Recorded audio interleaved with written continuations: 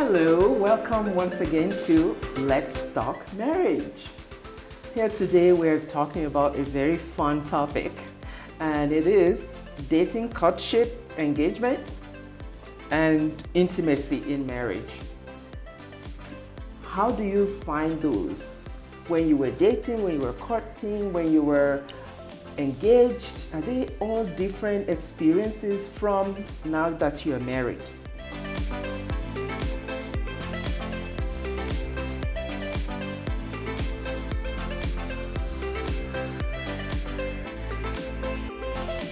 So we're going to jump into that with Yinka. Welcome to the show today. Thank you.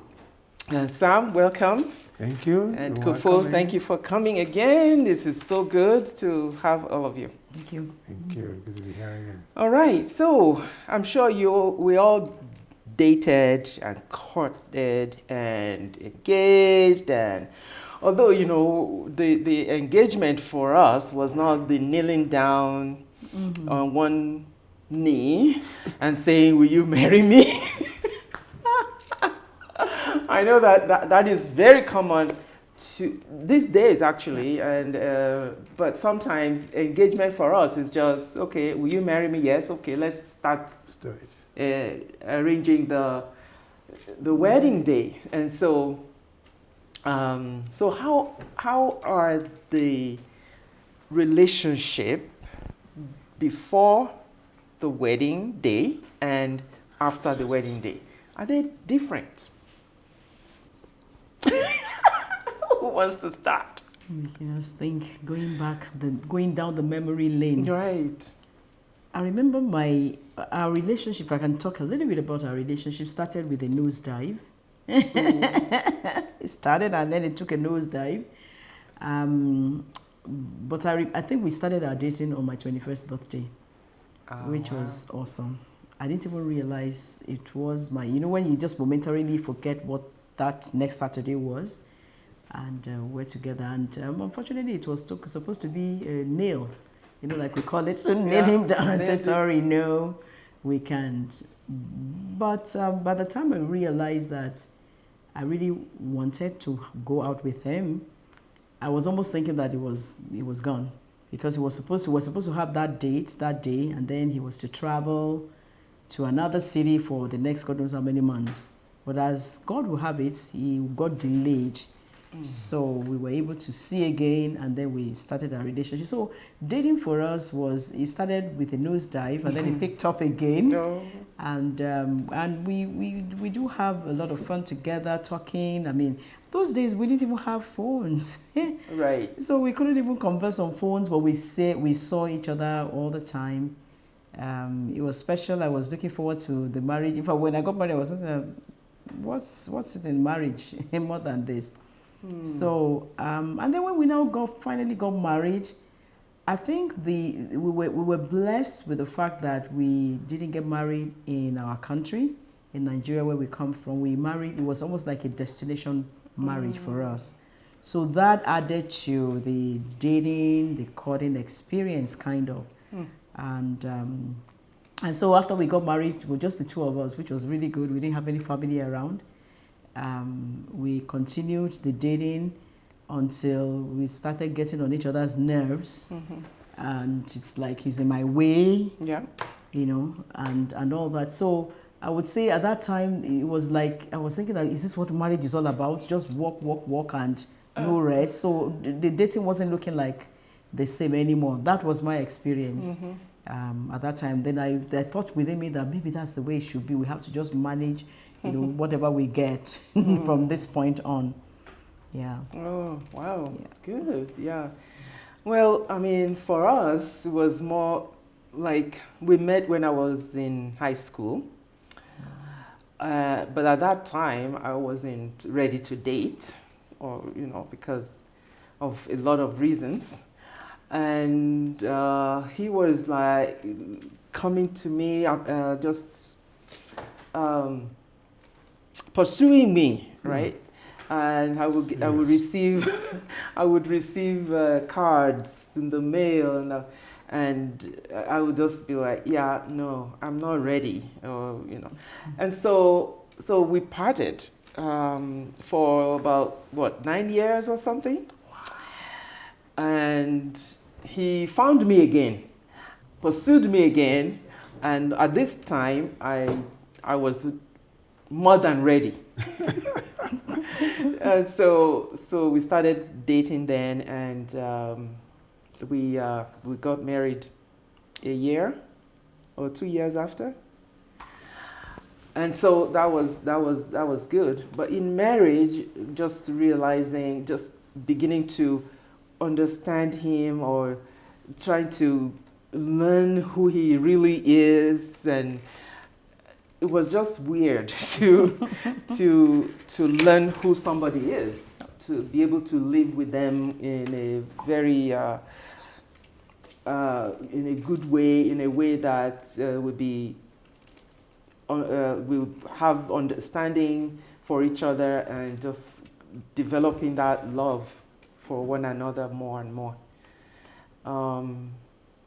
Like he was doing some things before the marriage, which he stopped doing after the wedding day, and that took me by surprise.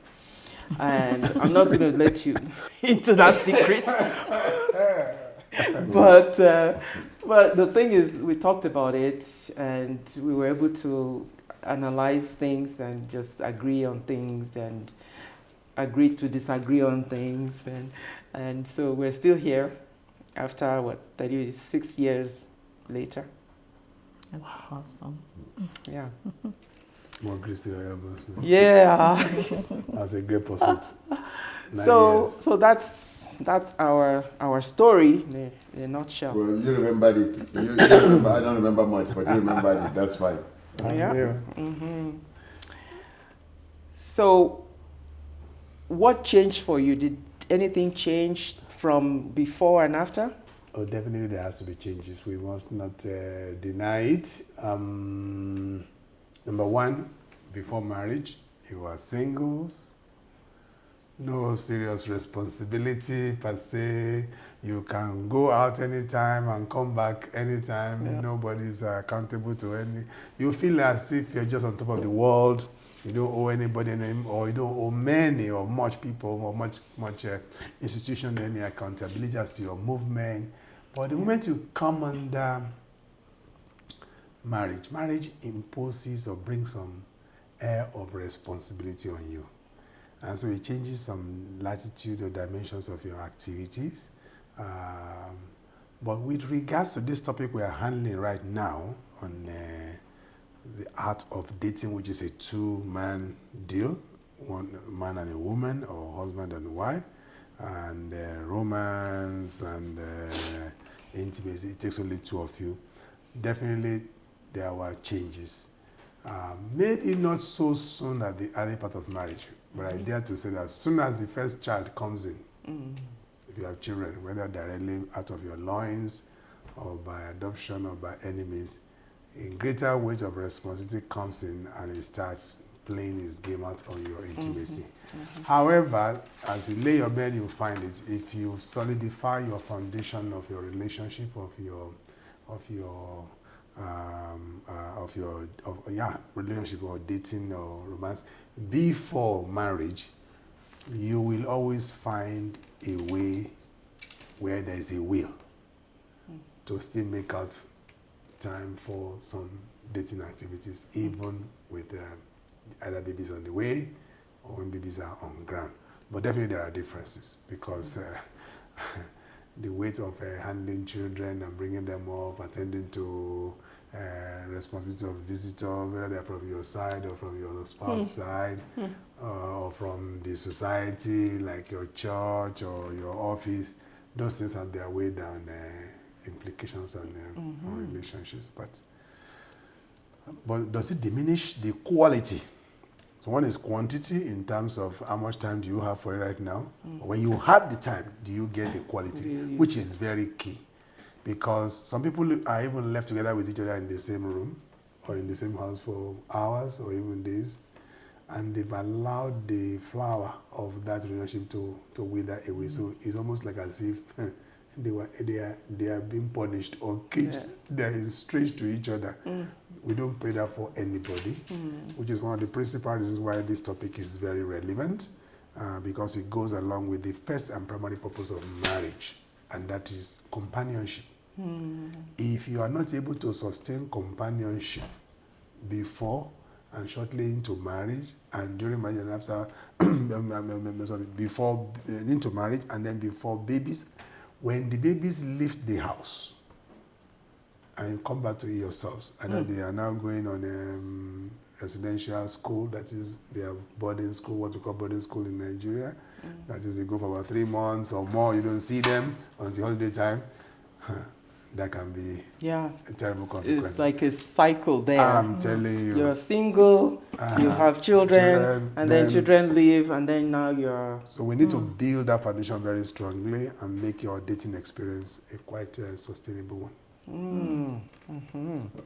You know, they say that, I read a little verse one time which says that love is free in the giving, but once given limits a person's freedom. So as a single man, I can do anything. Friday can come, somebody can say, let's go to Edmonton for a party, I can just jump in. But as soon as you get married, I think you're not supposed to do that.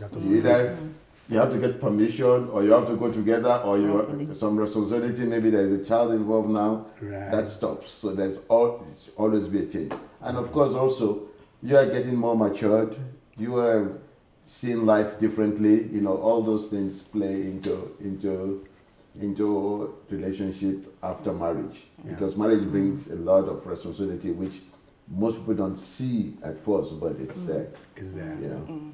There's a question that I've always been asked about marriage. So can I really be myself when I'm married? Right? I think we can break that down to a lot of areas of what does that mean, being yourself, in terms of like being yourself, like you were saying, Yinka, that if being yourself is going to parties every weekend and leaving your spouse at home or... Oh, no, I didn't leave my spouse at home. I said when I was single, when I'm married. It's different. When you're, I know, I'm just saying that when you are single, you go to parties.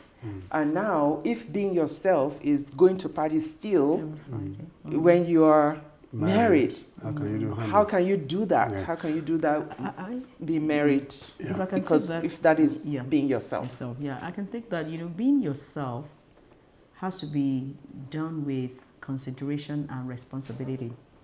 You can be yourself, but now you're no longer by yourself.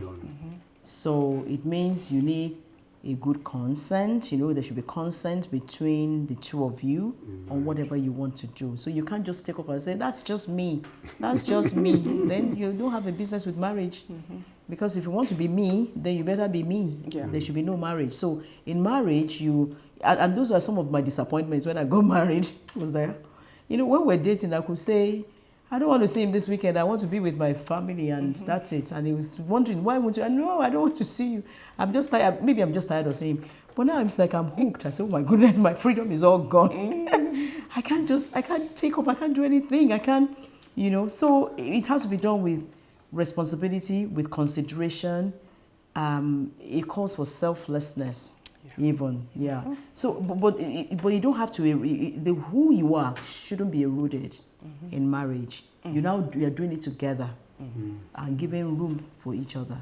So it's the definition. We call it preserving individuality. In marriage, and you should just need to reach agreement with your spouse.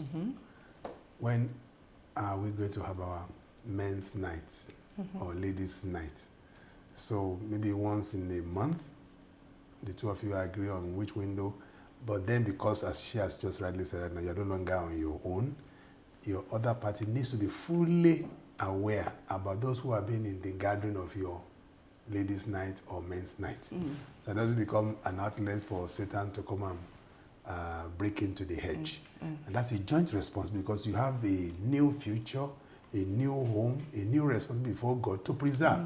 So if you just hold it a very little bit because you want to still feel like the young kinky lady of Party before you animal. got married, Satan is also waiting on the outside, looking for how to predate as a predator, greatest predator. So, but if you carefully manage it, your phone number, in fact, as you are going, you are talking to each other. As you're getting in there, you are also communicating. He or she, the other spouse gets to know those who are in that gathering. You can even send some shots or pictures to show, so there is you give accountability and giving peace to each other. Right. To say, I know where she is. I know where he is, and my heart's at. Then you can go to bed and rest. It's my weekend night. So don't ask me where I'm going. Being yourself, hopefully means that you become a better version of yourself each time. Of course, right? exactly. Because if I have kids at home, I may like to go to parties, but if I have little kids at home, I may choose not to go to the party that day because I want to stay home. Absolutely. I wouldn't say, because I like parties. No, I don't go to parties every day. I can choose not to go today, tomorrow. I can choose not to go for 6 months if I like, So being yourself means that you look at the reality of the situation, because being myself is, I know I'm married now. I don't want to leave my wife alone at home. So I choose not to go to the party. We go together. So, or we go together, right? If it goes well, you should be able to carry the experience you are beginning to gain in this new relationship to your old pals when you go for that preservation of your individuality night. People should be asking, oh wow, Grace or Joy or Son or Sam, how is it like to be married? Oh wow. Sit down, let me tell you some stories. Then you begin to tell them, they begin to, wow, Then you share over good drinks, also still play the same old music and dance to yourself. But you kind of, through that kind of an experience bag, begin to sanitize the old environment as well. So that they don't get given away to foolish lust or what they call the old wives' fables. I was married. Let's leave that area and talk some other things for now. If you start with that line, you are setting those your old friends or colleagues on a very different path of destruction. Number one, they start losing confidence in what you call marriage. They shall start showing no interest in whoever has been struggling or striving to want to date them or they want to date. And that is holistically destructive. The Bible says, Matthew 5:14, we should go and be light unto the world, salt of the earth. Carry the good news, gospel news. Or Father, wow, I'm not just in a relationship, I'm in a marriage. And man, things are working well. There are challenges, but God is showing up for us at every spot. They want to hear all those guys are there, they want to hear those stories. So tell them, encourage them, and you use your preservation of your individuality period to encourage others to come into the institution. And that is very powerful, really, because as an example, in fact, I can imagine that somebody's wife will be saying that, can't you imitate that guy? He doesn't run, you have kids at home, but you keep going and drinking every weekend. Can't you imitate that guy? And when that starts, they're already having some trouble in their marriage. And they're using you as an example, as a good example. Those people are quiet, they're not fighting, they're not doing anything, right? So. Yeah, that's good. So during dating, we do a lot of things together. We take each other out. We go for the movies, shows, restaurants and all that. And like you said, some marriage comes and then babies come and you can't go do all those things anymore. So how do you get more consistent in dating your spouse, even in the marriage? Very good. Is that for You can start. I can start. Okay. I think your question is coming at a very right time for us all in the world today. I can almost ask a mirror image. How are you holding your meetings before and after COVID? In other words, what was hitherto had to be done in the office, we began doing it from home, isn't it? Little change in quality or quantity, but honestly speaking, if we must be frank with ourselves, one of the major lessons and takeaway from COVID is that You can almost do what you have done before in the office from home. Mm-hmm. And right now, from lessons learned, most people don't even want to go back to their office. Mm-hmm. They are now negotiating for, well, let's do 3-2 or 2-3, splitting the 5 days working week. So what am I trying to say with that? Yes, it's good to enjoy the comfort of your old colleagues and friends at parties, dating. But when children responsibilities have now come in, you can date your wife or your husband right inside your house. Allow the baby to wear out him or herself, go to bed, lay him or her down, arrange in your own inner chambers, your room, cool music, cool drinks, and whatever, and share some old memory times as when you were boyfriends and girlfriends or dating. That's a good one. And then before you know it, you rock yourself into sleep like you rocked the baby into sleep and you had a wonderful date night. I think it's marvelous. So you can still do it. Okay. So just take lessons learned from pre and post-COVID. Yeah, that's a good one. So, Kofo, how do you date your husband? How do I date him? My husband likes to talk. Even sometimes when I'm tired of, so he enjoys talking. I know, with time, you know what your spouse loves or wants to do. And I try to make myself available if I have the time. If I don't, I can take the time off. So one of the things we do to date is, number one, we sit together, always. At home, maybe if he's gone to work or gone out to do something or whatever, or I'm away somewhere, whenever we come back together, we're sitting in the daily room. Dating. That's our daily dating. So we sit together and we talk, honestly, and we exchange pleasantries. How was it? How were you? Okay, this, here and there. And then we eat together as well. And as we're doing that, we're talking. So that's part of our dating. We could choose to, sometimes we could just take a drive out. Just drive out, not having to go anywhere particularly. And even if we have to go anywhere particularly, we just try to use every moment that we're together to date as much as we can. So, that makes it interesting. Apart from the weekly one where we take an extended time to share, to talk. We're always planning about our future. There are so many things to do, to talk about. Absolutely. We're not talking about ourselves. We're talking about what we plan to do, or the trip that we're planning ahead, So that's how I think we did. It's even on the in our bedroom. In the bedroom too. I remember one time I don't know whether I've shared this before. We had this huge bed. We're in a city then. He was working in that city, and we had this. The bed was so big, and because I love to read, I love my side table. He also loves his side table. I found out that there's this huge space between the two of us. It was like a problem, honestly. Before I realized that, we can solve this problem. You know what? I'm just going to leave my side table and come to the middle and roll over, so that we can be close. So every opportunity we have to hold hands, to touch, to sit together, is always a very good thing to do. So intentionality, I would say, intentionality. Do I like him all the time? No. Sometimes I'm just even disgusted. But, me too. Okay. But you know what I do? I just hold myself because it will soon pass. Because if I say it the way it is, if I say it the way it is in my heart, it's going to, in fact, things will happen. So I hold it, and then with time, I just find out that it melts away. And we're back again. Talking. So, dating your spouse is very important, and I like what you've put in there about your daily dating, and then weekly you can drive out, not going anywhere particularly, just driving for the fun of it, right? And anything else that you do? Well, what I've just talked about is about the daily and the weekly. There's another one that is so important for us. It's the yearly dating that we also try to put in. And it can be as expensive or less expensive or even zero costs as much as possible.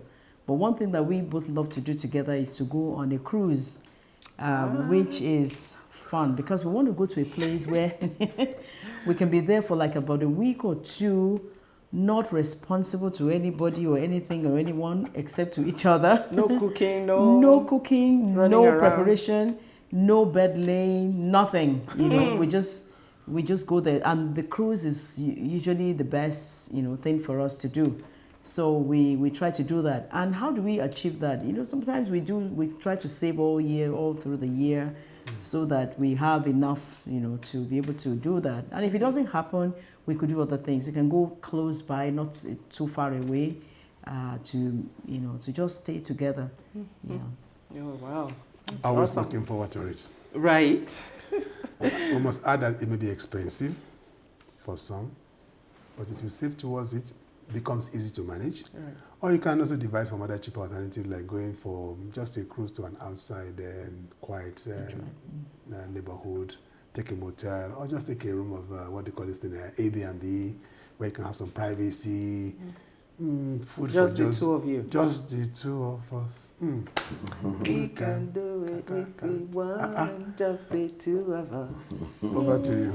You and I. Challenges on you just now. the two of us. Hey, Shelley, live. All right. So, Yinka, how do you date your wife? Well, daily dating, my wife says that sitting down together, watching TV, some TV programs, you know, like game shows, it's daily dating, eating out once in a while. But I also like traveling, so we travel sometime and we do it as cheap as possible, saving all our aeroplane miles to go on a business trip. So not a business trip, to go on the holidays together, you know, without anybody else. And Absolutely. so that's part of the dating game thing, really. Yeah. These days, lots of women don't like chocolates anymore because of weight gain and stuff like that. Give all excuses, right? And you know. Yeah. You know, I like flowers. You can buy me flowers every day. I'll be happy. then every day will be that. And don't you think you're spending too much? Doing too much. Maybe once a month. It's okay. All right. Okay. Daily to once a month. Wow. What a gap. Yeah. So yeah, it's good to date one another, and they say that when you date, it actually improves and maintains your relationship and your friendship, because marriage should have that piece there. Absolutely. Of friendship. And we want to be friends with each other. I mean, people define friendships as, you know, someone you can talk to, you can tell anything to, who has your back, who, you know, there are many definitions of friendship. And if your spouse doesn't think you have his back or her back, then you are not friends. So things to look into. Many people think that counseling is for those who have issues and they are at the point of breaking the marriage. But counseling actually helps to grow the marriage, to maintain and to sustain the goodness of the marriage. So I will implore people who, if you haven't ever been for counseling, just go, give it a test. And see what you can gain from it. Although, of course, some people think, oh, they don't need it. Yeah, not everybody needs it, but it's a good experience. You will not regret going for 1 or 2 sessions and just rekindle the marriage fire. Yeah. And maybe one more thing we must not overlook to mention about this dating, romance, is the intimacy side. Yes, yes. I can't tell you enough of how much this particular dating in marriage has helped many couples to revive their intimacy experience. Because once children starts coming in, the natural tendency or feeling of most couples are, oh, intimacy is now on break. And once anything is on break, it's like you're giving a room for a gap in relationship, and some expectations are not being met at where they should be met. And the filament of the devil is, let me try and meet him or her at some other places. And before you know it, there can be dangerous drift apart. But when you position yourself for this dating experience daily, which could be more of talking and just romancing and caressing, weekly, honestly speaking, you can improve your intimacy. When you now go on the annual one, oh wow, just ensure that you don't come back with your new babies. Yeah, so what we're talking about is the intentionality. Yes. To keep dating, to keep on romancing. Yes, keep the fire, keep the fire of love alive. Yeah. And keep being intimate with each other. You can learn how to be friends. Absolutely. You know, because that's one of the things we do in counseling too. We talk about how to become friends as a married couple. And that, a lot of people don't know what that is about, actually. And we talk about romance and what does it mean to be romantic? Exactly. You know, you learn from each other. How do you want me to be romantic towards you? Exactly. What are the things that you want from me to romance you? And these are very important things to understand. So we're learning to understand each other. We're learning each other, basically. And that is the key to a good, healthy marriage. One of the keys. Absolutely. Okay, that's the last word for today. Amen. So thank you all for watching. We will see you again next time. Have a great one. Thank you all for coming to talk about this. It's a pleasure. It was really good. Enjoying the romance.